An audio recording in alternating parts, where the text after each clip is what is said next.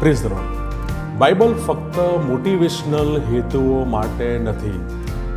Bible એ જીવનો બદલનાર, પાપના બંધનોને તોડનાર અને આત્માને તાજગી આપનાર એવું એ ઈશ્વર પ્રેરિત પવિત્ર શાસ્ત્ર એટલે એ બાઇબલ.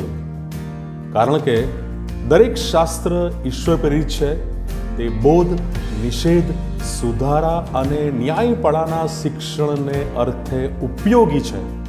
તેમજ ઈશ્વરનો શબ્દ જીવંત, સમર્થ તથા બેધારી તરવાર કરતાં પણ વિશેષ તીક્ષ્ણ છે. તે જીવ તથા આત્માને અને સાંધા તથા મજ્જાને જુદા પાડે એટલે સુધી વિંધારો છે અને હૃદયના વિચારોને અને ભાવનાઓને પારખનાર છે.